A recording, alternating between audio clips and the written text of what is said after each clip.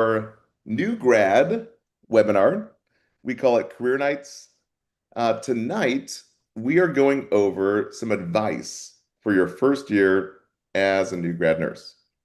And with me today is Professor Allison. She is a nursing professor and has been a nurse for over 10 years. Now travels all over the country, prepping students for NCLEX and Exit. But we actually were in St. Louis and we recorded how many videos? Like 30 videos? A lot. A few days of recording videos. Yeah. And we packaged it all into a new grad preparation course, which is pretty cool. Uh, a lot of planning went into that over years of preparation. And we're excited to share with you guys exactly what this entails. But today, how many of us just graduated? How many of us here haven't even taken our NCLEX yet? Please let us know where you're from, if you passed your NCLEX or not, or if like you're still waiting to take it, all the things. That's okay too. Florida, taking it soon. Wonderful. Love that you're already thinking ahead. Ohio, already have a job and taking the NCLEX in the end of June. That's awesome. So now you just got to focus on prepping. Very nice, guys. Keep on Waiting on letting your us know where you're ATT. from. Oh, Sorry, it'll nice. be here any day. It'll be the ATT will be here before you know it. I know. So true. But as you guys are chiming in, I just want to be one of the first to welcome you guys. Welcome, new nurses. You guys made it. We're going to start the party. It's going to be a great session. So as you guys, oh, Syracuse, nice. North Carolina, West Virginia. As you guys are coming in, let us know where you're from, when you're taking your NCLEX. Gerline says next year. Okay, cool. So you're fast and early. So Professor Allison and I, if you're just tuning in, Professor Allison travels around the country. She's been a nurse for over 10 years and now teaches how to pass the NCLEX and also how to prepare for your exit exams. So Professor Allison and I have been collaborating for years. We created the health assessment course, and just, what was it, last fall, we created something very new, which is really, really cool. Actually, I probably should show your face, shouldn't I? Um, what we created together was basically the next phase of Simple Nursing. I don't know if any of you guys know this yet, but it's basically brand new. I'm really excited for it because I was thinking, Simple Nursing helps students through nursing school. We created an amazing NCLEX prep program with NGN questions and an entire NCLEX lecture series. And now, look at this. No one does a good job, right? We're not, talking about those big question banks that you guys know about, you know, those big textbooks. No one really takes the time to show you how to master your new grad initiation into nursing. Because I hear it so often from, the past 10 years of so many students. It's like you're only really new once. And it's wild because it's like no one really, they kind of just forget about you after you take your NCLEX. So what we did is we put together a new grad membership. So number one is the new grad master course. As mentioned before, we did over 30 videos to show you a lot of things, anywhere from like, not test anxiety, anywhere from like anxiety as a new nurse, to time management, to really which specialty to go into, to advice from a veteran nurse like Professor Allison.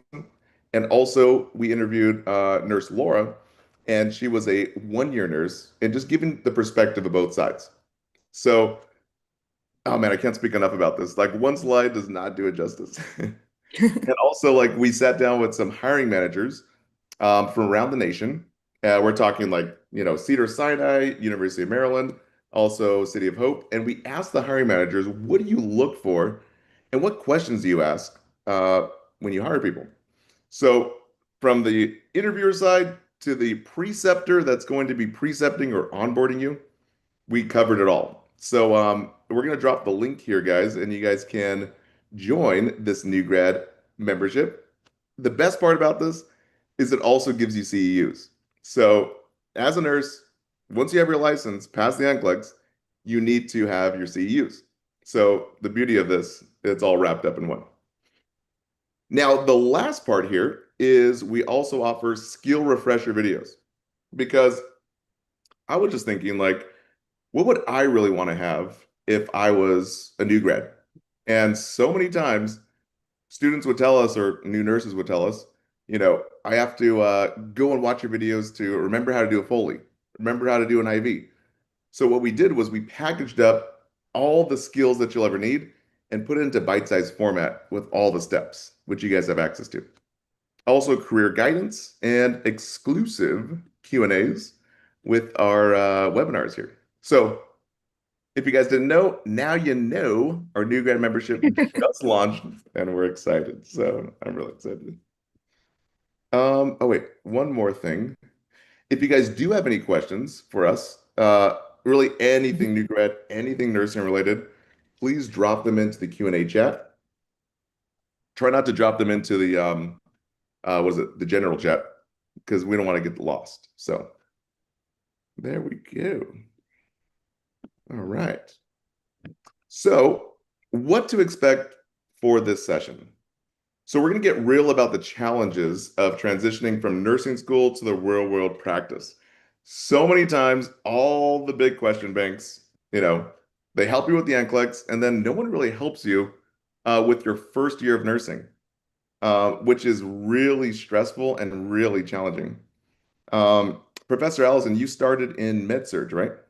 I did. It was essentially I was the first job I got, and I just took it, and it ended up working out, and I ended up staying in med surg and working in a lot of different areas, but I sort of rolled the dice. And so interesting, we found there's so many various reasons why people start in certain areas and if they stay in that area or if they switch around and whatnot. So it's always pick your own adventure, which is one of the great things about nursing is if you don't like one area, you can always switch around and try another one. Or if you have your heart set somewhere else, if that's not your first job, that's okay. So many other people go through that too. Oh, of course. And I mean, so many students and new grads tell us like it's so hard being a new grad because it's nursing school is kind of like driver's ed. They show you how to like drive and stuff, but it's really kind of like not like driving. So once you're actually behind the wheel and you are the nurse, they always say the first year you don't really feel comfortable until after you have a year. So it's completely fine to feel not, competent and really have imposter syndrome in the first 3 to 6 months, even up to a year. And so today we're going to be breaking down how to be the best new grad you can be and really just anticipate the needs before you get there. Because we've seen it so many times. We've helped out over 1 million students in 10 years. And oops, as mentioned before, it's all in the new grad course, all packaged up. This is just a small piece for you guys. So we'll drop the link if you guys are interested in that. All right, so let's dive into it. You guys are hired. What is the advice for first year as a new grad nurse here? So, number one, you guys won't feel confident. So, I hear this so many times from students that have just passed the NCLEX. How do you build that confidence as a new grad? Well, the biggest thing is to remember that it doesn't come overnight, and that's completely fine. Again, it's completely fine to feel like you're an imposter because, it's not that you're dumb, it's just that you're new. And a lot of new nurses really beat themselves up like, oh, I should know this. And it's okay. So, three big tips here. Start small, make achievable goals. Another one is ask questions often, seek out expert mentor nurses. There's always like a mother goose on the med on like not med surg, but on a traditional floor, right? Do you remember working with any mother Oh, gooses? there's always someone that's and usually someone with like that's been there for a while. You do have some ones that are some hard nuts to crack, some ones that are a little bit harder that you're a little bit, nervous of if you have to give a report to them.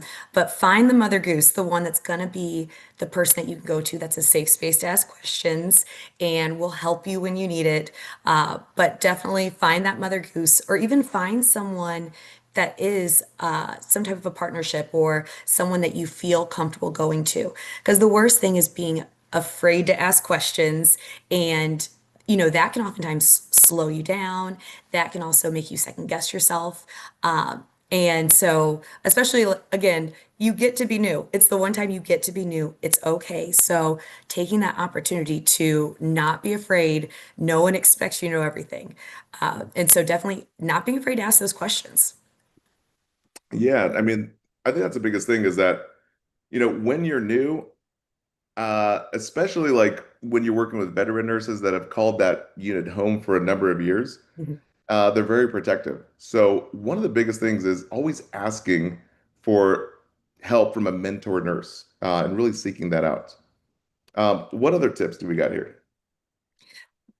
So definitely like focus on mastering some of the basic skills, laying a strong foundation. But then when you do get to, let's say it's something that you've never done before, or something that you've struggled with, or, any of those things, celebrate those small wins. Find a way to treat yourself. Or even I remember there was another new grad that started with me. And so we'd always say, like, oh my gosh, here's what I got to do today. And celebrating those things, it's really exciting, especially if I never started an IV in nursing school. I was so shocked, and I hear students even now are always shocked when you oftentimes in nursing school you get to try on one of those mannequin arms that have the large veins, so easy to see. But unless you have a clinical site where they let you have that opportunity, or you have a preceptor that lets you have that opportunity, very often your first one is on the job, which can feel really scary. So especially any successful small wins, those first times, celebrate those. It means a lot because those are big landmarks. Because then after that, it's always a little bit easier. After that, once you just rip off the band-aid, get that first one under your belt, or even like first patient handoff, or the first time that you have a patient that gives you, you know, brings in donuts because of the care that you gave. I remember I felt so happy, like, oh yeah, my patient brought in these donuts for us, because then you're the hero to everyone. So definitely track and measure your growth, because sometimes it can feel like you have long shifts, long weeks, and it can feel like you're kind of getting your butt kicked all the time. And so knowing when, or even just having those small wins, so that way you can see, okay, maybe I'm not doing everything perfect, but however, this week I didn't have to stay over to chart. Or a big milestone for me when I was a new grad nurse was not charting on my lunch break. When I was able to actually take a lunch break and not spend it catching up on work, that felt like such a huge win for me. So then even giving yourself recognition for things like that, those are huge wins, right? So celebrating those small wins is so important for helping you feel your own growth and helping you feel like you are making those moves. Because especially, there's something about the first 6 months. You'll hear this over and over again, where so often I remember I would drive to work white knuckling it, so afraid, I hope no one dies today. I hope no one dies. I hope no one dies. I hope none of my patients die. And then you have a patient that dies. It will happen. And not that it's any fault of your own, nothing like that. It could be of a patient who's on end of life care, who's on hospice. And that's part of the plan. And so things like that, just tracking that growth and also helping you to feel like, okay, I actually know what I'm doing. Even things like that, starting to feel more competent and confident in yourself, it makes all the difference. So reflect on things at the end of each shift, or even sometimes the end of each week, and see what are some strengths, because it's so easy to be down on ourselves, but also celebrating the things that you're getting better at. Honestly, that's like the overall theme that I always hear new grads talking about, where it's like you have just such like an intimidating like climb because it's Mhm. your first time doing nursing. And a lot of nurses, we've interviewed a few new grads in our new grad prep course, and they're basically just, unloading all the mentorship. But they're saying that I wish I would have given myself more grace. I wish I would have, told myself before starting that you don't have to be perfect. And so speaking of, I think the biggest thing is finding growth opportunities, and being proactive. Because remember, the world is your oyster as a new grad. You guys can do anything, and as long as you have an open mind and you are like a sponge ready to absorb. Now, a lot of hiring managers that we interviewed in our new grad prep course, they really want to hire people that show initiative, take opportunities that come their way, and just show that they're a team player and also very curious about everything and really just kind of leveling themselves up, but also advancing their education. So a few tips. Shadow experienced nurses in different specialties. Pursue additional certifications relevant to your field. For example, if you're going to go to critical care, maybe a CCRN or pediatrics. And also a big one here is to join professional nursing organizations to expand your network and really stay up to date on industries. Oopsies. And then here's some more tips here. So, especially some ways that you can easily get acclimated to different components of the hospital, your unit, or even different focuses are sign up for specialty or unit specific training programs. My first new grad job was on an ortho unit. And so I was trying to get all the training about, and all the especially unit specific training of what are we doing and what's most important for knee surgery versus hip surgery and a hip surgery with this surgeon versus this surgeon and whatnot. But that can help a lot. Even if it's not, say, when you're a new grad, you can't say get, a specialty certification at that point. Oftentimes you have to like be working in that area for 2 years. But even just starting to build towards that can help out so much. Also taking small leadership roles, like trying to organize team events, team functioning, or even quality improvement projects on the floor. A lot of times that can help you to not only learn more about the unit, but also, make yourself stand out. And it looks good when you're then getting your annual reviews and everything like that. It also helps you get to know the people that you're working with a lot faster because you'll interact with them more. And it's not just when, you're also running around giving meds and doing assessments and everything like that and trying to chart. So it provides more opportunities for engaging with the people you work with. Also, asking for feedback from peers, supervisors, mentors to improve your skills, especially if there are times where you feel like that you really got it handed to you that shift, and you feel like you were behind in so many things and whatnot. Ask if there's someone like lots of times, like one of the hospitals I worked at, you had pod partners. And so I would ask you, like, what would you have done different? Or is there anything you recommend in this case for next time? And so that can really help, especially even one thing that I was always, or at first, would sometimes charting took me longer because I wanted to make sure I was charting everything I was supposed to. Sometimes I didn't know. I felt like I knew exactly what I was supposed to be writing in my nurse's notes. So asking for people for help and support from people who had been there for a while. I remember one of my mentors actually gave me, she had some like a bunch of little smart phrases. And because I asked, otherwise she wasn't just going to hand it out to me, but because I asked for that help, she was, oh, here, honey, let me give you my smart phrases. It's going to make it so much faster. Now, if you have a patient in pain, just change this, this, this, and boom, there you go. And so sometimes asking for help can also, get you those little key tidbits and those nuggets of wisdom that you might not have gotten otherwise.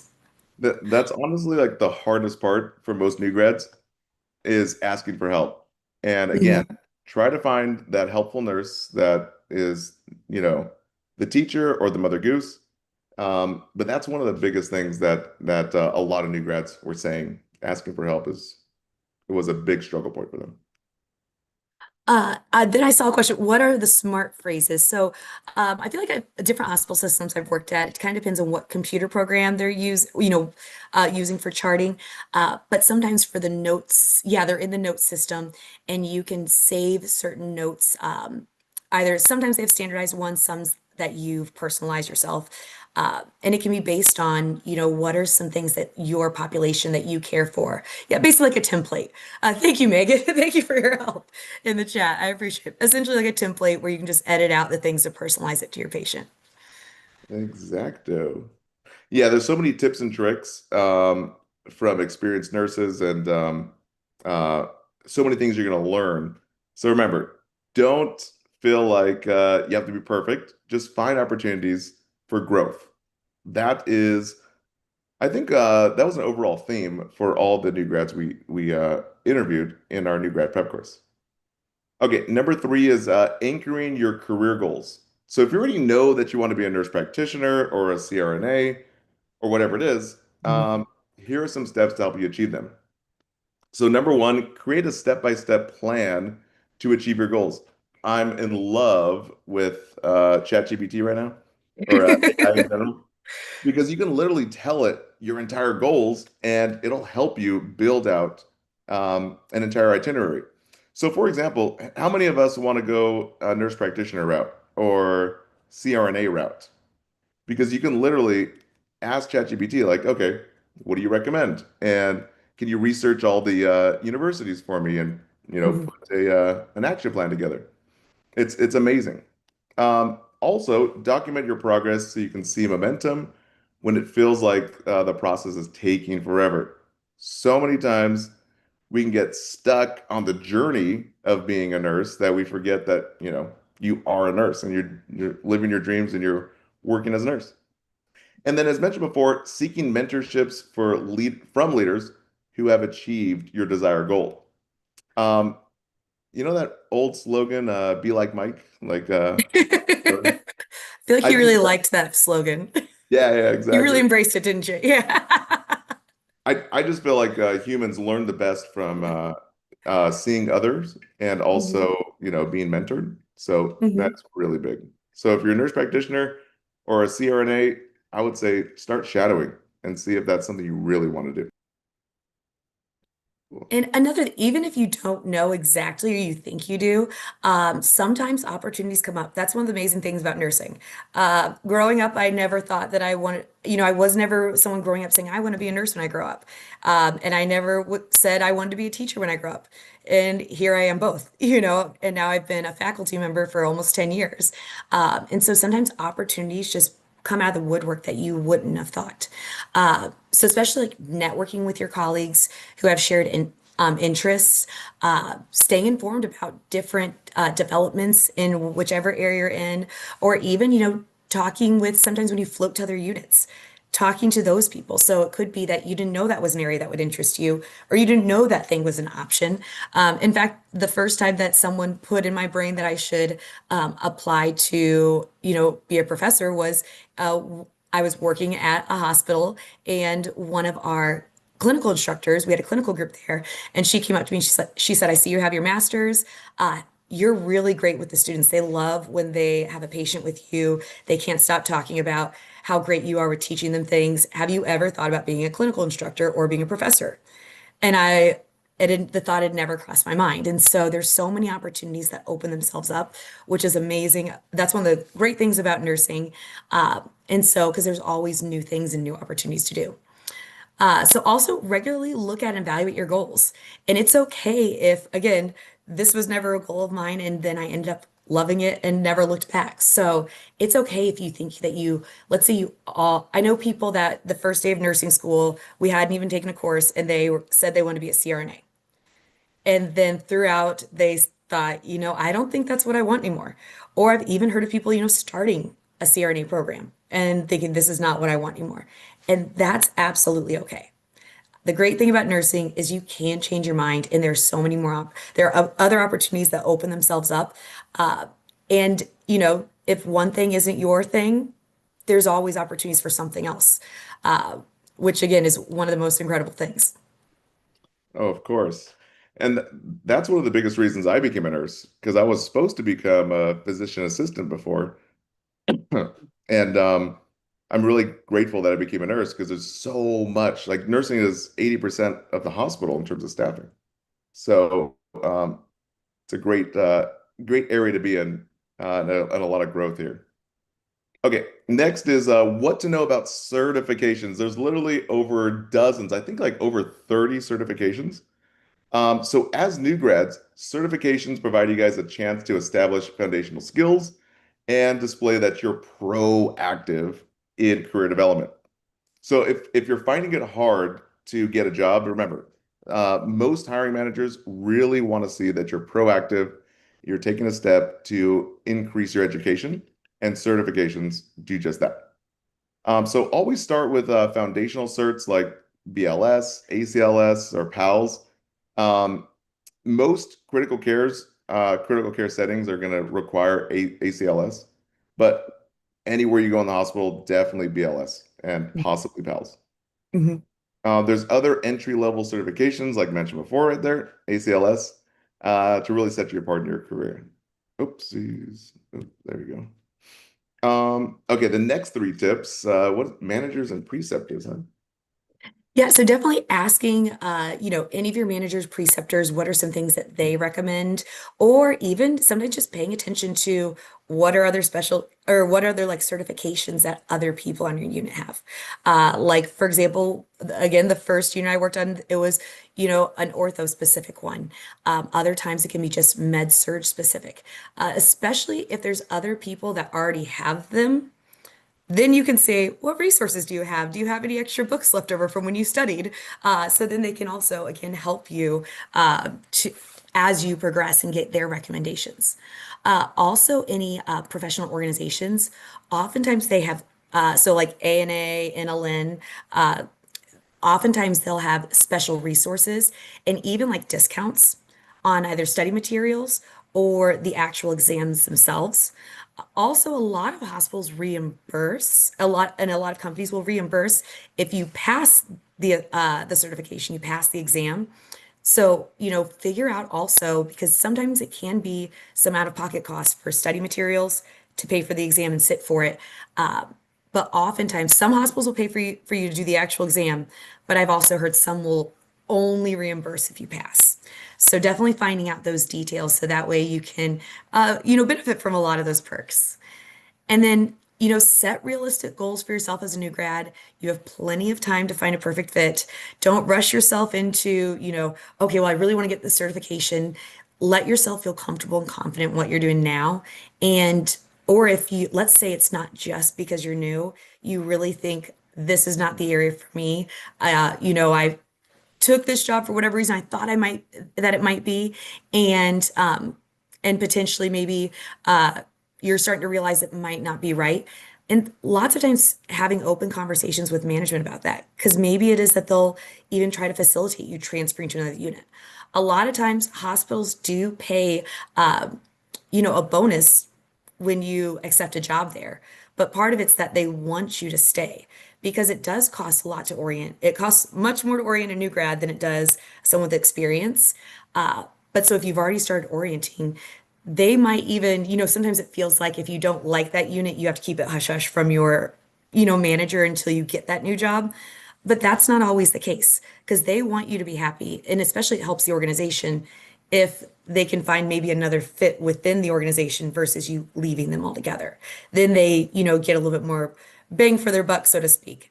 And a lot of them, that bonus sometimes will come out in different chunks based on how long you stay. Because again, their goal is they want you to stay. They're investing in you by hiring you and giving you that orientation. And so they do want you to be happy. So if you aren't, talk with people and, try to find the right fit or see if there's any support that can be provided.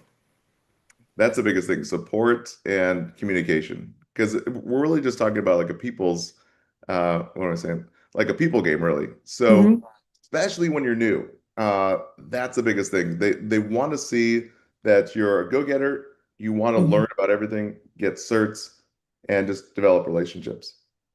Okay, here's a big one. How to move specialties. How many times have you guys heard, start in med surg, it's a great foundation, and then jump into something else? Um, for me personally, I used to work on the ambulance as a medic before I went to nursing, and I was like, man, if med surg nursing was the only thing, I would not want to be a nurse. So you guys will definitely probably move specialties, even though it can be difficult to get a job in the specialty you want, like jumping into ICU or ER or whatever it is. There's steps you guys can take to help your transition. So. I think the biggest thing is mastering the basics. In your first or current role, we see a lot of new grads that just want to jump into their specialty, but they can't really find a job because it usually, uh, requires experience. So mastering a specialty in that first year is crucial. And as Professor Allison said, seeking mentorship can provide guidance and advice for your specific transition interest. But you started in med surg, right? Hmm. And And yeah, I applied to a few different areas, and the first one I got was med surg. So I thought, why not? I know I had a lot of nursing instructors who would say things like everyone should start med surg first. I definitely think that's an antiquated thought process. And I've heard, over the years, more and more, it's it's not that you can't be a new grad starting ICU. You can. In a lot of ICUs, they'll even have new grad residencies or certain times that they'll hire new grads. So a lot of things that I used to hear that new grads can't start in these places, that's gone to the wayside. Sometimes it can all depend on who's hiring and when and what opportunities they have. But I thought med-surg was a great area to start in. It definitely made me very versatile because then when I moved on to float pool, it felt like because oftentimes, even though when I worked on an ortho floor or when I worked on a gen med floor or a general surgery floor, and then when I worked on a neurosurgery floor, if we didn't have enough surgeries, or if it was the weekend or a holiday where there weren't planned ones, if we had empty beds, we would get anything, anything they needed a bed for. And so it kept me oh, very versatile. Also, med-surg keeps you very much, it gets you acclimated to a lot of your skills. But I do know a lot of people that it just, wasn't for them. And because it's a lot of having to multitask, think about a lot of things at once, it's very quick moving. And so I think it's not a have to. I think you can. It all depends on, what it is. If you are someone that you're like, I absolutely know it's only OB for me. Like I only would do labor and delivery. Doesn't mean you have to start med surg first. You can absolutely start in OB. Or if you know you want to do peds, you can start in peds. So I think that's definitely an antiquated thought that you have to. But I think there's pluses, there's pros and cons to everything. But it was something that ended up being a great fit for me. yeah, this entire time I'm like, I thought that was a con for me because I'm like, I do not want to be a med surg nurse. But when we did the dialogue and I interviewed you in our new grad mastery course, I was like, wow, med surg didn't seem that bad. You get like a full, well-rounded view of like Mhm. everything you're gonna see. So It made the transition to, or well, I always, I'm someone that I love a side hustle. I don't like to be bored. So typically, I feel like a lot of nurses, though, loved picking up extra shifts, loved working extra jobs. And so I worked full-time med surg at one hospital and then did per diem with a float pool for the VA, which definitely I loved float pool too because it kept me on my toes, going to different units each time, not knowing where you're going. So having to think quickly, pivot, acclimate to different things, kept me on my toes and definitely kept me from burning out, even though I was picking up extra and doing extra. So I loved that. It kind of kept things fresh. mhm. Yeah, I completely agree. What about these 3 points here in terms of moving specialties? Because you move specialties, right? Well, so I moved within med-surg and then also did float pool. So different things like especially expanding your knowledge, going to workshops. Especially now, I feel like there's so many opportunities like podcasts around. If you think you're interested in something else, or maybe you're making a pivot to something else, see if there's podcasts, YouTube videos. There's so many opportunities with that now. It's so interesting because like there's even a nurse educator podcast series. There's on all different areas. And so that's a great way to get more knowledge. And you can even do that while you're driving to work, while you're, working out and whatnot. Relevant readings, especially if it's, new developments in certain areas. Going to training sessions. So maybe if it's skills that you're going to have to do that you hadn't had to do on your previous unit, ask for additional training or additional support and any additional courses that they might have. So, for example, if it's recommended that you have ACLS, making sure that you're getting that, not just doing it online, but in person, I feel like is always better, especially for the hands-on component. But that expanding that knowledge and helping making you more rounded and developed. Also, any resources provided by your employer. So make sure, especially if they offer things that you don't have to pay for out of pocket, absolutely do it. Because that can help to keep your skills up to date, diverse, and help not let anything get too rusty. So if there's something that you haven't had to do in a while, you're not afraid to do it. And then again, like we talked about, any certifications related to the specialty you're interested in. I feel like there's so many memes on like Instagram and TikTok that joke about how nurses specifically love more letters behind her name. You Yeah. know, it's like so LMAO. right, yeah. There's like I feel like people are always sending me memes. It's like, haha, very funny. Thank you. But it's, truth hurts. Not really, but so anything that you might be interested in, ask around, see if there's someone you know that's done that, because that can absolutely help. hmm Now I this also, next, oh, go ahead, oh, go I ahead. was gonna say I saw a question in the chat. I was hoping they put in the Q&A, but before I forget it, I know we talked about moving specialties, but someone asked about day shift versus night shift. What to start in as a new grad. One, know yourself. I a lot of times, especially they used to say, well, if you're a new grad, you should expect to start night shift. You're not going to get start in day shift. All new grads start in night shift. Again, I think that that's a little bit more antiquated. But I have students that'll ask me all the time, okay, I've gotten these job opportunities. How should I pick between each? And, knowing yourself, if you know you're not a night person, then maybe don't take that night job just because it's there. Maybe hold out. Or if there's two opportunities, and if you know that that's something that you will really struggle with, or if you don't know if you're a night person. So that's kind of if you have to transition. One of the new grads that started with me on my first job at MedSurg, which was night shift, and she absolutely would walk around, could barely keep her eyes open, and just struggled. And they would all, like lots of times we'd ask tips to other night shifters, especially career night shifters, of what they do. And it felt like she was trying everything, just wasn't for her. And so she talked with the manager about how to get moved to day shift. So there are some pros to starting on night shift as a new grad, especially. It can be a little bit slower on, I feel like ER med surge, it's rarely slow at any point, but you don't have as much of like, especially with med surge, when I moved to day shift, I had to get used to the fact that I'd get change of shift report, but then all of a sudden all these things would change really quickly because doctors would do their morning rounds, they'd put in new orders. So all these great plans I'd suddenly have to switch and change and move it around and make everything happen, which I hadn't been used to on night shift because unless you had a new admit, a lot of times, or there was a change in your patient's condition, whatever the order started on, whatever the plan was at the beginning of the day, stayed pretty consistent. And so I did feel like as a new grad, it allowed me to get my feet under me. And it's not that I didn't feel like I felt like it was easy at any point. The first 6 months were still rough. But definitely, I think it would have been a lot rougher if I'd started on day shift. So I think there's pros and cons, but I think it all depends on one, knowing yourself and knowing, your own body and if you can do it. Because if it's truly going to be a struggle to make that transition, or maybe for your family or for your lifestyle or anything like that. So I think there can be an argument made for going either way. But if you need to transition, that's okay. A lot of times people go into saying, I know I'm going to only do this much night shift. Then as soon as I can get on day shift, I'm going to do that. And that's okay. And that's perfectly fine. Yeah.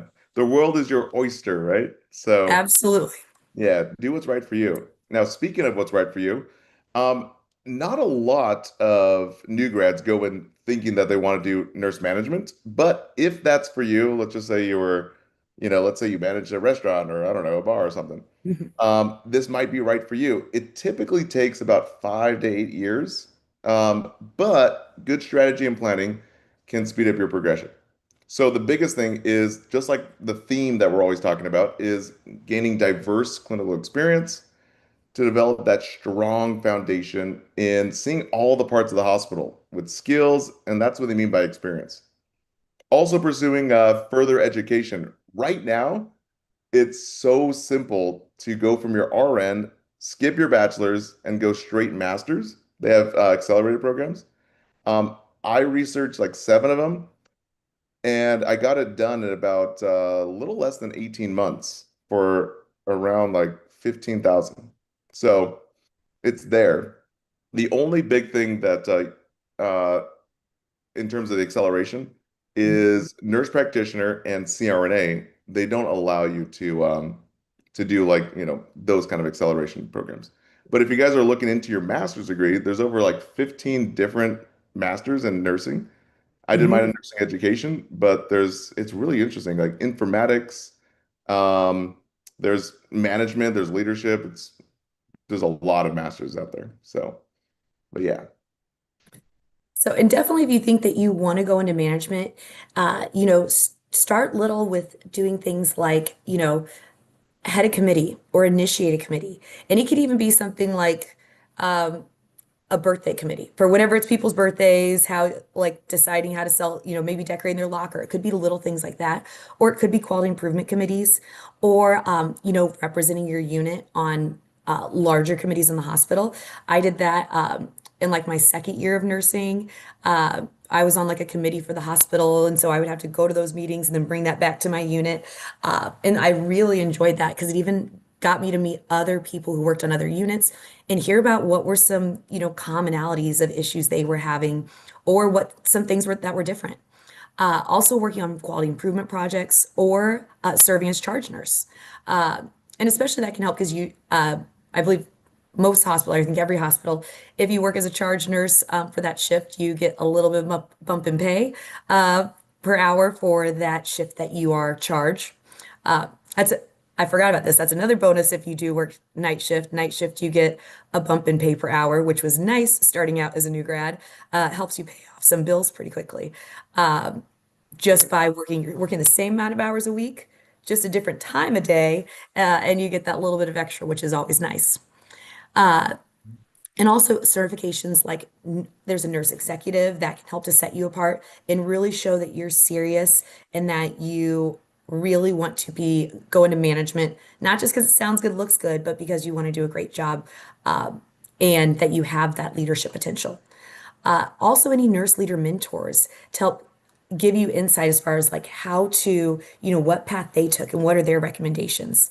That can help as well.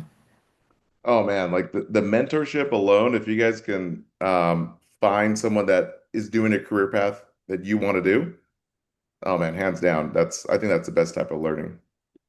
Now, speaking of that, exploring career options.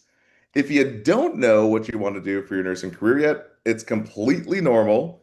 Um, we always recommend to float to various units to gain a big, broad experience. A lot of new grads are thrown into the float pool, and that's great for, seeing all the things that you could get into. Also, consider being a part of a rapid response team for even more exposure that is run around the hospital and respond to any code criticals. So, yeah, oops, there we go. It looks like we have a question from YouTube that I wanted to do really quickly so that way we don't lose it. Can an RN go straight to master's in 18 months and then later study NP? Absolutely. Absolutely, you can. Because, like, for example, I got my bachelor's degree in an area different than nursing. And so I actually went to a general entry master's program. And so I got my RN at the same time I got my master's degree. So there's a lot of different routes that you can take. So you can be an RN, go to master's. In 18 months is really quick, but it's absolutely possible because I got my master's and my RN at the same time. So that's definitely something possible. And then later study for NP, absolutely. So let's talk about career options here. Uh, Again, as mentioned before, talking to the peer and educators about Hmm. potential fits. Um, and then I'll just wrap up this slide here, reflecting on what Hmm. brings you the most fulfillment. I feel like so many Hmm. times, like we just think that pigeonhole ourselves and like, nursing's just a job, but there's beauty to it. It's like what really brings you the most fulfillment. It could be working with mother babies, it could be working Hmm. with the elderly. Just see what you could be interested in. As Professor Allison said, it's like we go into nursing thinking like, oh, I want to be ICU, critical care, whatever Hmm. it is. But then things might change. So remember, Hmm. it's just trial and error, and sometimes it's your best learning tool. But there's so much in nursing that you can get into. And especially what brings you most fulfillment. I remember one of the jobs that I applied for and interviewed for, um, that I didn't get, which is a good thing because it wasn't what was going to bring me most fulfillment. I probably shot myself in the foot at the interview because it was for the OR, and they asked what was my favorite part about patient care or about like what made me want to go into nursing or what was my favorite part, something to that extent. And I said, I love patient interaction and patient care. And they're like, you realize the patients are sedated.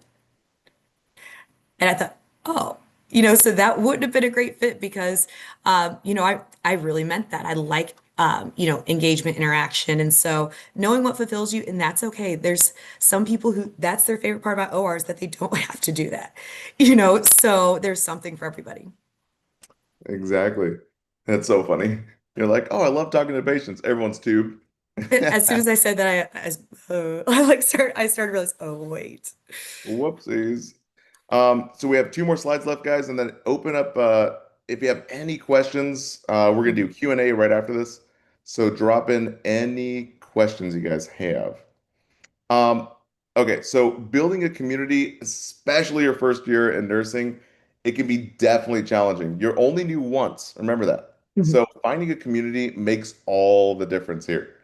So we always encourage connecting with colleagues, fellow new grad, for support and advice. And this is the reason why I really liked night shift, because everyone's typically new. It's like no one wants to work night shift, but at the same time, I'm like, everyone's new. It's great. Everyone's kind of down to earth. A lot of learning goes on, Mhm. um, and so that might be an option for you guys. And also consider joining a professional nursing organization to get with nurses like you or who are farther along, and being the nurses that you guys want to be. Yeah. What a So other Oh yeah, I was gonna say so other things, especially, local online nursing communities. That could even be like, following certain things on Instagram, whatnot. But or anything where it's any like community events, lots of times they'll have where nurses can volunteer, for blood drives, can volunteer for vaccine clinics, even volunteer for like events like marathons, to be support there. So those are ways that you can build a community and interact with, other healthcare professionals. Uh, Also, sharing your experiences to inspire and, learn from others and let others learn from you. I always say, don't forget how you felt. I tell my students, don't forget how you felt as a student nurse. And when you become a nurse, when you have students that are there on your unit, make sure that you don't treat them how, if there's a nurse that you had to shadow that you knew didn't want to have a student nurse, don't make them feel that same way, help them the way that you wanted to be helped or, treat others basically the way you like to be treated. But also even, you know, help new grads, especially learn from things that you found helpful and, precept other new grads. The first opportunity I could, that's what I wanted to, precept other new grads, help with new hire training and whatnot, to help pass it on and to help develop those things within my hospital. I went from one hospital that had a really great new grad orientation and whatnot, and new hire orientation to the next hospital I worked at did not. And so one of the first things I did was actually helped them start to develop those things based on that other hospital I worked at. Because it was a little bit chaotic, not organized. And so that was something that I worked with developing while I was there, which I really, really enjoyed and kind of helped segue over to teaching and whatnot. Also, then, having that community makes the highs feel even higher because then you also have people cheering you on as you go through these things. And as you hit these little landmarks and those little celebrations, it's not just you personally knowing, it's other people seeing your growth and telling you about it, which makes it even better. Or when there are low times, then you have someone to help, laugh it off, or that will be there to help you, especially early in your career. It can make all the difference, honestly. It's really just about you guys accepting the journey that you're on and Mhm. building these connections. Because again, you're only new once. All Mhm. right. Absolutely. But you get to be new ones. Yeah, You you get get to be new ones. that's it's a good thing. You get to be new. And so don't be afraid of that. I kept, wanting to try to, I was like, oh, I want to impress them with how quickly I'm learning everything. And I was so, wanted to do that. Like show, I told them in my interview I'm a fast learner, so I want to show them that. And it's okay to take some time. You know, I've even had people ask, like, is it okay if they try, like, what if they try to cut me from orientation early? They tell me I'm ready. If you want to say no, absolutely, use your full orientation, because you get only one new grad orientation. After that, you're a new hire orientation, which oftentimes is a bit truncated, a little bit shorter, faster. They expect you to know these things. So utilize it to your advantage. Oh yeah, all the time. Okay, the very last one here is continuing education. So you guys have a license now, and now you need to have a certain number of units, depending on your state, to renew your license every 2 years. Mhm. So the biggest thing is to remember that we have your back. If you guys join the new grad prep course or mastery series, we give you CEUs to help renew your license when it's ready. So a lot of nurses, me included, I forget like when my things are up and I'm scrambling to get my CEUs done. Um, but remember, not all states are the same and sometimes they change. So don't wait until the last minute. Set a reminder on your calendar every year just to remind yourself to you know get those CEUs done. But again, we do have continuing education, and I'm going to be revealing something very soon about our new CEU platform that we're going to be launching pretty shortly. It's going to be great. But what else do we need to know about CEUs here? So definitely choose ones that you're interested in. So that way, it's not like, oh, I have to go do this and check off the box, but definitely something that's going to help you grow, deepen your knowledge, your experience. And especially there's some that you can do, you can listen to podcasts. Usually what you have to do to earn that CEU is you have to do some type of like sometimes a quiz format after, and sometimes it's not even where you're being quizzed on the content. It's just you have to make sure to do that last step. So I had a colleague that actually didn't realize this with, there was a platform that had a bunch of webinars. And if you watch the videos, you had to still fill out something that basically said, like, that it's like something, it's pretty standard, Mike. You'll probably know what I mean. It's like this CE was free from any coercion, influence, or something like that. And then this like helped to, it's kind of some standard ones that you see. And Right. usually you don't get that certificate unless you fill that out. So you might have done the watching. Make sure you follow through and do that last step, land the plane, do the last thing to make sure that you get that CEU. Because I had a colleague who had done a bunch and just hadn't done those last things, and was really scrambling to like go back and figure out all the ones that they had watched and everything like that. But definitely anytime that if your hospital offers them, try to take them up on it, as get a head start so that way you're not scrambling last minute.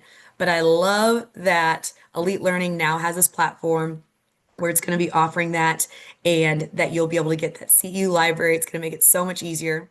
I have had people ask, and if they make you prove up, it kind of depends state by state.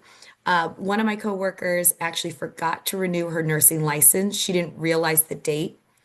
And in order to, it was only like, I think she'd missed it by like a few days and that renewal deadline. So it was a few days. And the state made her prove up all her CEUs to get it. And Whoa. so she literally had to print them all out and have it, and they had to be dated for that time span. So like if I was like, oh my gosh, what if you were like in my head, I was like, what if you were like down by like 1 hour? What would you have done? But yeah, you can be audited and have to show them. So to not have to worry about that, and not have that be something lurking, just go ahead and do it and all. And I love it. Thank you, Nurse Joe. All CUs will be included in your plan. So that's one of the Very very, cool. very exciting things that I love. Yeah, so as mentioned before, Professor Allison, not only do we have a new grad master course where we have just a ton of videos for everything you'll need to master your new grad position, but we also have the skills refresher library, career guidance resources, which I wish I would have had. And I get a lot of questions about like, how do you do NP? How do you do career paths? So from NP to even Botox, Mhm. cosmetic nursing, to what was it, CRNA? Uh, Hmm. we're developing this entire marketplace, if you will, for all CEUs and everything you'll ever need as a new grad or a new nurse. And so it's all in one place here. I believe Nurse Joe is going to drop the link if you guys are interested to really jumpstart your career. So click the link, you guys. I believe you can join for free, and it's really exciting because I'm like, we help people through nursing school, we help you through the Mhm. NCLEX. Now we help you with your career, which is really fun. Mhm. So without any further ado, I'm gonna. Oh, you know what? Here we go. Oh, you guys can actually get a discount. Woohoo! Everyone loves a good discount, right? With your Elite Nursing Career Passport membership. Mhm. It's just a way for us to give back and really just promote it for you guys and share the love. But let's do some Q&As. I'm gonna run to the restroom because I'm drinking a bunch. My throat was really irritating me, but Mhm. it's fine. All But go. right. I see some great questions in the Q&A. I'm so excited to dive into them. So I see someone said that they passed their NCLEX 2 weeks ago. Congratulations. Is it mandatory to start working at a hospital? No, it's absolutely not. Even if you've had a clinical instructor tell you that you should, because again, I think some of these things that used to be said are so antiquated. But again, one, it all depends on what are you interested in. Sometimes there are some people that know that they want a slower pace, that they need a slower pace, and that's okay. And so it's all about what your interests are. So, like, let's say if you want to work at a nursing facility, nursing home, or long-term care facility, that is going to be where, you can have a little bit slower pace. The patients are not as acute. And it's nice because, you it's you more so often that we call those patients instead of patients, call them residents because they live there.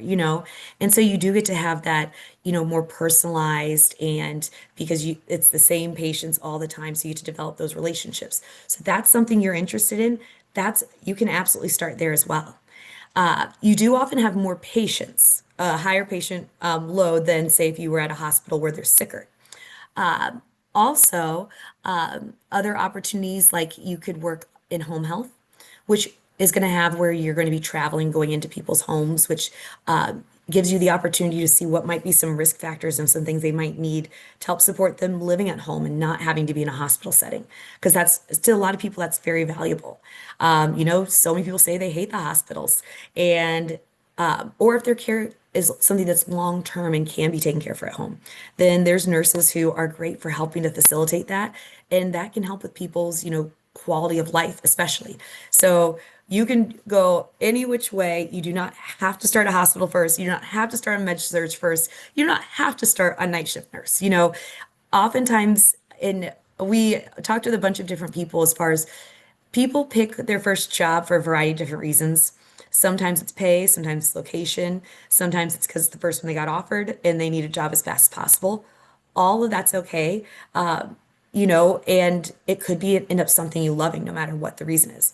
And it could be that you took it and you thought you'd love it and you don't, and that's okay too. Again, we keep saying that that's one of the great things is that people can switch around. I know one of a new hire that I was training had actually worked in home health for 5 years and then hired on our med surge unit. And so it did take a little bit of more time than what I would have initially expected from, a nurse. At first they said it was a nurse with 5 years experience. And so I thought, oh, this is going to be quick, quick, quick. But then there was just a different thought process and different prioritization that we had to go through. So incorporating that in. So you can switch. It's totally possible, but oftentimes it's just switching certain thought processes and getting, new processes in place. Oh, and then someone asked, what do you do after you pass the NCLEX? Where do you go? So after you pass the NCLEX, and you have that pass results, don't forget you have to pay for your license if you didn't already, so that way they can send it to you. Start applying for jobs. And a lot of times jobs, you need to have that license number first. So it can kind of depend, but go ahead and start applying for jobs. There's lots of different job boards. Sometimes there's more generics. You can even look at on LinkedIn, or you can even go to if there's a hospital you want to work at or hospitals in your area. Oftentimes they'll have links on their website for different opportunities of what are the things that are open and available within their system. And sometimes there's even, specific like new grad residencies. Awesome. So thank you. Let me see what else. Oh, someone says they have their first job interview on Friday It's for the position of a corrections nurse. Not the first choice, but it's the only offer so far, and going to give it a try to get your foot in the door to get experience somewhere else. Absolutely, and there's nothing wrong with that. And corrections nursing, that's a really interesting and dynamic area where you'll still learn a lot. So many different things can happen, and a lot of times, even patients in the prison system, they have long-term conditions that need care for and whatnot, or things can happen. And so I think that there's nothing wrong with getting your foot in the door anywhere. And again, you could surprise yourself and end up liking it and sticking with it. Or it could be that, once you get at least 6 months, 6 months to a year, then you're no longer a new grad. And oftentimes, there's more opportunities for jobs at other places. And sometimes it's for a variety of different reasons. It could be maybe that, hospitals will prefer if they have two applicants, if there's someone with experience, they're going to prefer that because, again, it costs them less to orient. Or it could be that there's some hospitals that only hire new grads during certain times of the year because they have residencies. And so they sort of cohort them. And so that could be a reason as well. So there's a variety of different reasons, but especially once you get that first 6 months to years experience, it oftentimes it feels easier, at least for a variety of reasons. Even because now you've gone through the interview process before, you know more what to expect, and even in the questioning, you have more experience to draw from. Because lots of times, especially someone else asks about interview questions, some common questions, they love to say, like, tell me about a time when. Tell me about a time when you had a conflict with a coworker and how you dealt with it. Tell me about a time when you offered great patient care. Tell me about a time when you had a patient who seemed like they just could not be satisfied and you were able to turn that around. Tell me about a time when you made a mistake and how you handled it. And so they like to say a lot of those things. If you've never worked as a nurse, that's okay. You can try to use clinical experiences or use other job experiences. That's okay too. That's amazing. Especially, I think, healthcare is a service industry. So I worked as a server during grad school, and I drew upon a lot of that experiences. Like, tell me about a time when you did great patient care. You know, you can, and sometimes you can tweak the story. They do not fact check you. So you can tweak the story to make it say, well, I haven't had that exact experience, but here's what did happen. And always use that STAR method. Make sure that you have logical thought processes and have a few of those things, ready to go. So that way you don't have to sit there and gather your thoughts. You want to say the situation, what happened, what was your action, and what was the result of it. And like, especially, there was once I was interviewing someone and I said, tell me about a time when you had a conflict with a coworker. And I feel like they told me the exact story, but maybe they shouldn't have, because they were a little too honest, where I kind of questioned their judgment of, they said, this person kept showing up late whenever they were giving handoff report to me. So I really told them off how I felt. I was like, oh, and they're like, yeah, right there in the hallway. And I thought, okay. And even if like, let's say you did that, maybe you don't have to say that. Or maybe if you did, you could say what you learned from that experience. Actually, then looking back now, I've learned from it because of that. But it definitely, in my mind, called the fact that they kind of told this story proudly, was a red flag. It was, because I thought, well, one, they didn't learn from it. It sounds like that they're, a little bit of a combative personality to work with. And I question the judgment of being so forthright with those details, so to speak. So definitely, it's not so much of like, tell me about your strengths and weaknesses. They might, but lots of times it's like, tell me about certain situations. Oh, And so have some of those things ready, especially if there was something that you feel like you did really well in clinical, like that there was a patient that you were taking care of, and something started to happen and you recognize it, and you were one of the ones that went and advocated on their behalf. Those are some great stories. And those are some great ways. Or time when you had a patient who you spent extra time with to just talk to them about their concerns, and that helped to decrease their anxiety. Have some of those things ready to go so that way when those questions happen, even if it's not that exact question, oftentimes if there's good scenarios, you can still work it in to give that good impression and show why you would be a great member of the team. The Yeah, biggest not things, yourself, We have a few for the yeah, YouTube here. So let's see. it's the biggest things that units want to know is, are you a team player? Are you someone that is has integrity? Do you say what you're going to do? Do you work together on a team? Can you get along with others? That kind of thing. And it doesn't mean that you have to know everything, but are you teachable? And do you take constructive criticism well?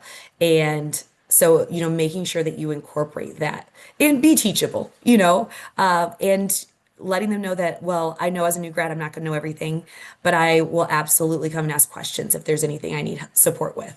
And so being open about that. Hmm. Here's a great question that kind of coincides with Professor Allison. What can you do to stand out when it comes to getting a new grad residency program? If you guys didn't know, new grad residency is a very like long, intense new grad onboarding program that usually takes like 3 to 6 months, sometimes up to a year. This person says it's very competitive in SoCal, Los Angeles area, working on your certs, and you do have Mhm. leadership volunteer experience. Um, my biggest recommendation is I was born and raised in SoCal, LA area, and no one would really even look at me if I didn't have my bachelor's. So I had to start at a community hospital that really didn't have a new grad residency program. So if that's something that you are really bent on to get a residency program, I would recommend going somewhere that's more rural, maybe somewhere outside of SoCal, just for the time being until you can get your new grad experience out of the way. But if you do have your BSN, again, doing certs and showing that you go above and beyond to expand your knowledge is the biggest thing. Let's see here. Another question here. Mhm. Ooh, what are signs of burnout that made you want to consider a different specialty? Signs of burnout, dreading to go to work. Like, if you're like, or excessive fatigue, even sometimes like getting sick. But also like if you are absolutely dreading going to work, that's a big sign of burnout.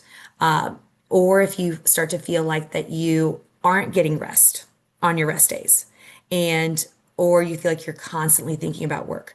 Those can be some big signs of burnout to definitely look for. Mike, what are some other ones you've heard? I think one of the biggest things is identifying when you feel burnt out. So many times when you're done with being a new grad or you're onboarding, uh, the managers want you to work a gang of overtime. And so Hmm. knowing that you should prioritize yourself and self-care. When I started, we didn't even that term self-care wasn't even a thing. So I'm Hmm. glad it's becoming more and more of a thing. But just recognizing if you're working too much and really just make some time for you. Um, you know, it's all about pacing yourself and not really overdoing it uh, to burn yourself out, especially in the first year. Hmm. So, let's see here. Someone said, any don'ts or red flags that nurse managers never want to hear during an interview, besides like violence, aggressive aspects. Definitely that anything that might indicate that you aren't a team player, that you don't take criticism well, or that especially that if you don't take criticism well, or not criticism, but like constructive feedback, um, any of those types of things, or that like, well, big red flag if you show up late to the interview.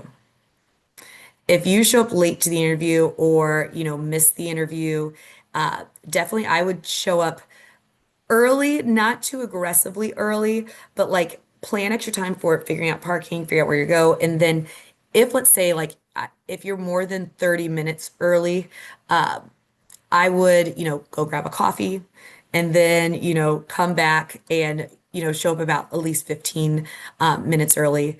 I think I had once someone show up like an hour for an interview, and that stressed me out because I was like, I'm not ready for them right now. I have this and this to do.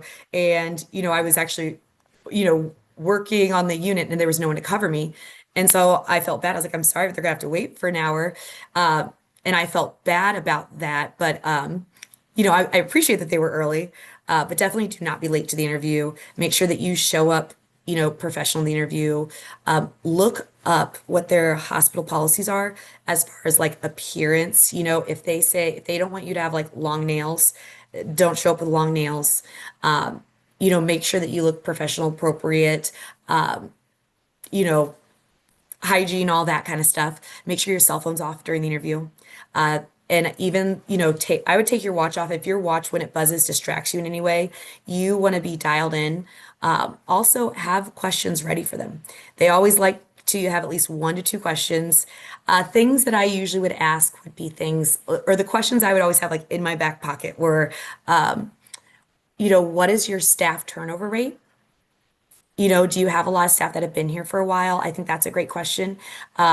And it shows that you want to find a spot that has a great culture too. So like staff turnover rate's a great one. Or also like oftentimes they might tell you like the nurse to patient ratio, but I think staff turnover rate, even things like, what are some things that you as a unit do to do team building? That's a good one. But staff turnover rate was one that was like often my go-to. Also recommend or even asking things like how do you do your pay scale? Is it based on years of experience, things like that? Lots of times people ask questions about that, or how do you, decide raises? What does that look like? Or what are some of the benefits in regards to if you want to go back to school? If you want to go back to school, making sure that, ask them, say, this is something I'm interested in long term. What are some of the benefits that, the hospital would offer? Or even saying, what are some opportunities for continuing education? And because they like to see that you want to know those things you're invested. I always recommend look up the hospital mission and values, work that in some way somehow.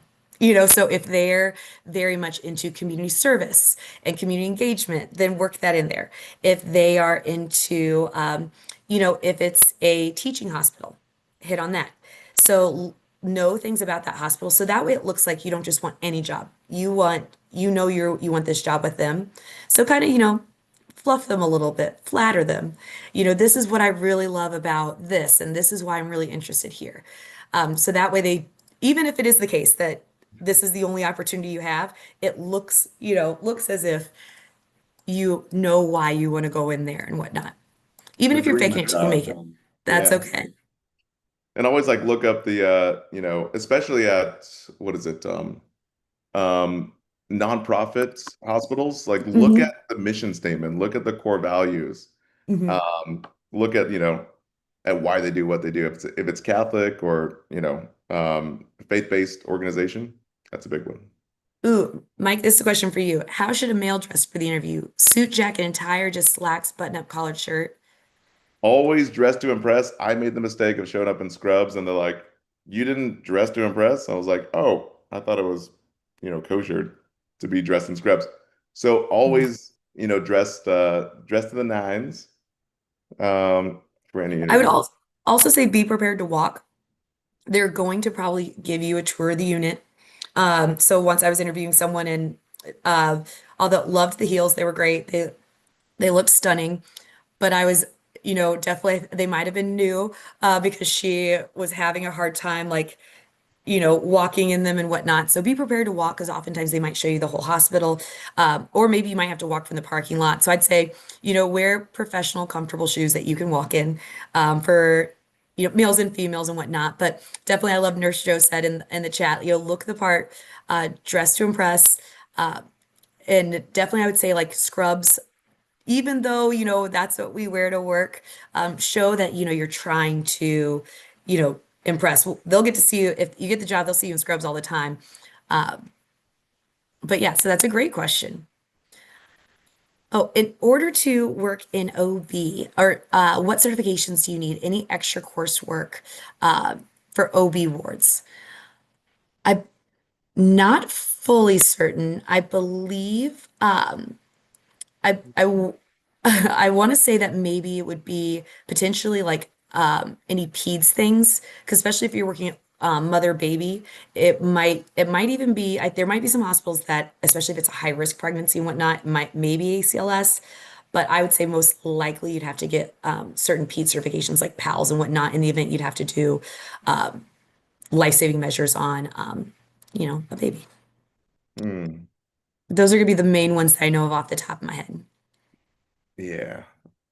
Let's Oh, see. that's great, Megan. Unless they tell you scrubs, dress to impress. They might. I've heard of before where if they're going to expect you to do a shadowing of sorts during the interview process, because there can be like steps to the interview process. If there is a shadowing, ask, if it's a hiring manager, whatnot, calling you, ask, what would be appropriate to wear? Should I wear scrubs or whatnot? Oh, thank you. Awesome. And I'll put this in the chat.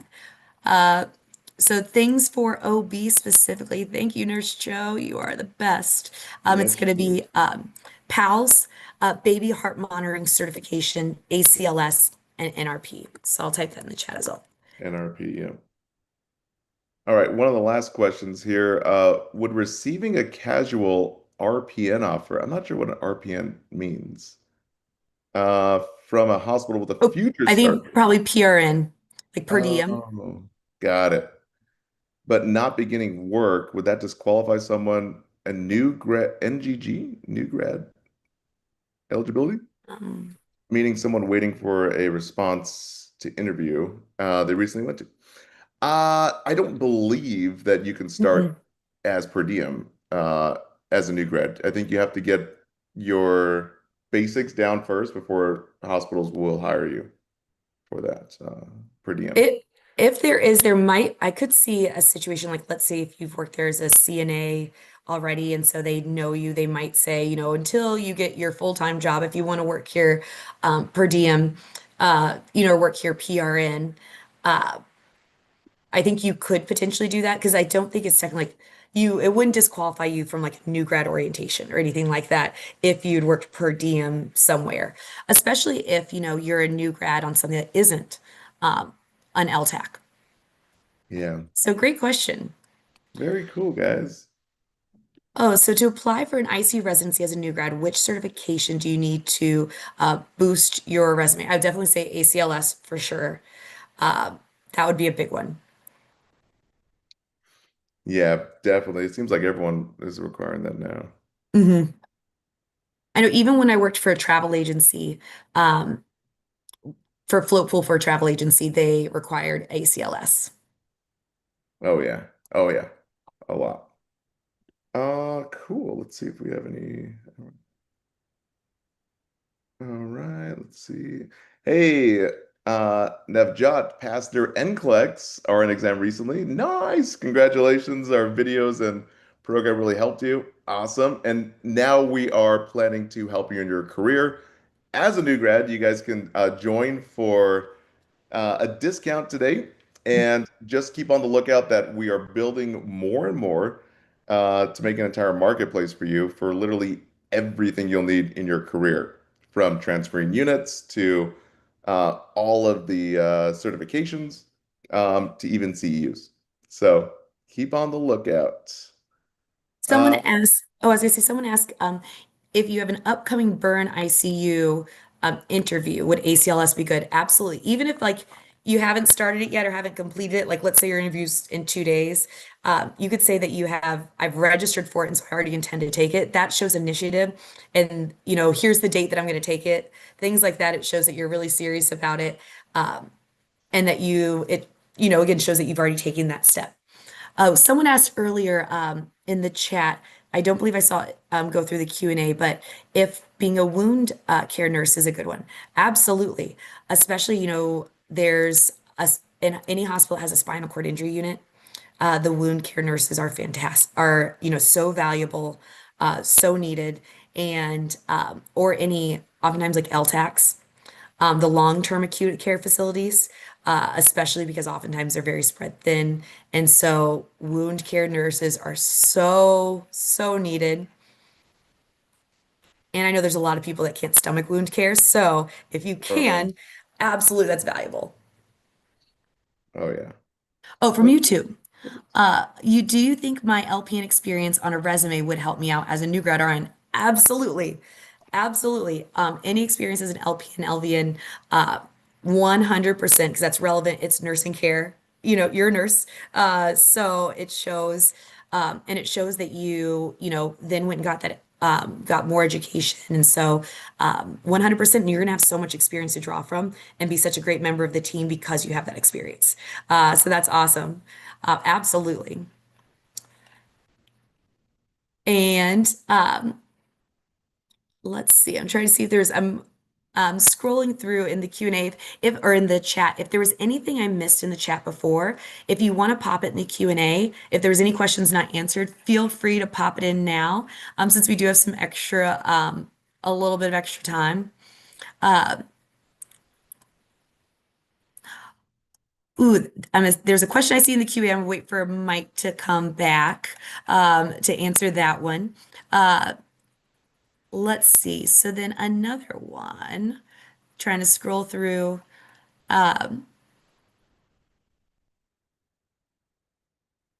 Ooh, ooh, what if you haven't practiced in a couple of years for interviewing? Definitely, I would say you could look up, Google common interview questions and start to jog, okay, here's a situation I could tell and practice with someone. Have someone ask you those questions so that way you can get down what you think you're going to say and have that thought process through. And so even just practicing, even though you already know what questions to anticipate, even if they don't ask the exact same questions, oftentimes you can rework it in a way that can still make it apply. And so let's see. I'm gonna for the elite grad questions, the new grad course. I'll wait till Mike comes back to answer those. Oh, having someone said about having anxiety going to work as a nurse resident. Absolutely, that's okay. It's okay to be nervous. It means that you care about what you're doing. You don't want to make a mistake. So being nervous is not bad.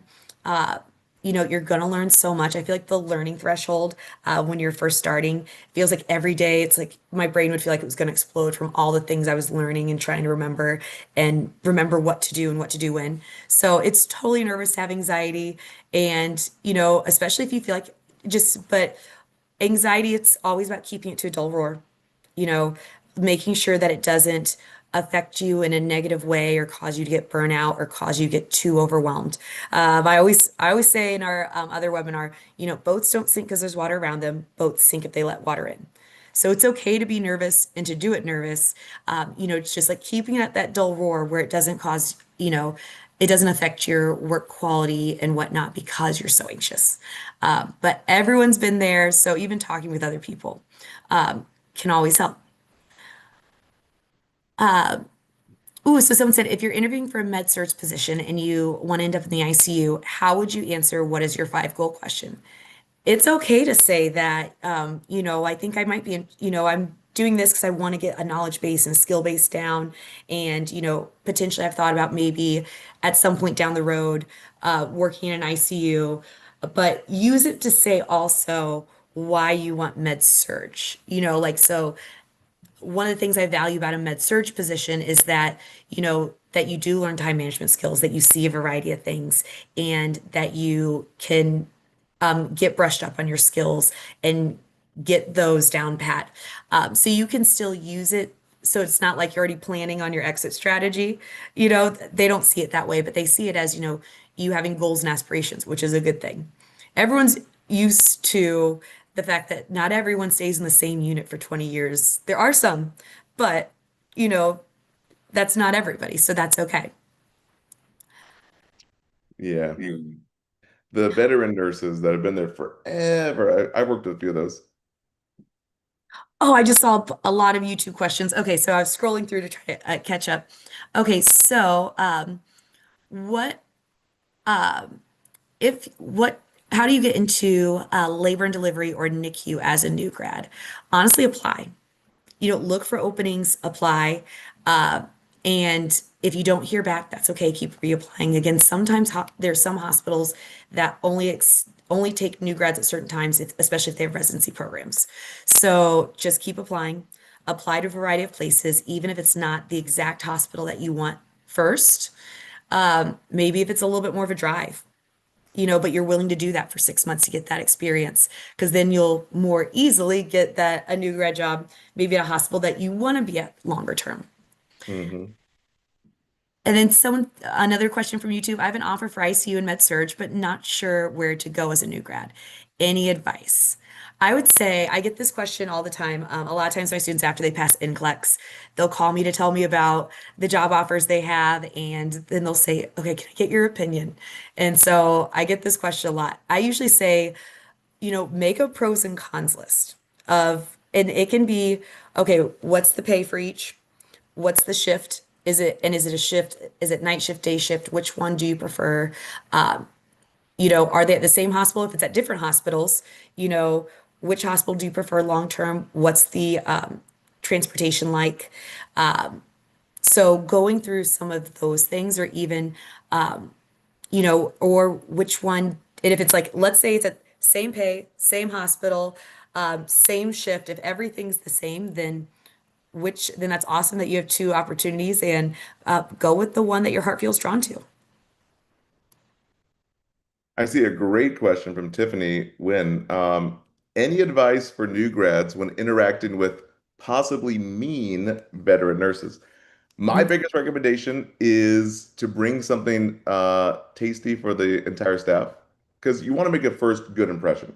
So usually, whether it's cookies or, something sweet, the veteran nurses who typically see new grads as kind of like a nuisance from my experience, they'll be like, oh man, here's, training day for so and so. They're getting in my way. But if Mhm.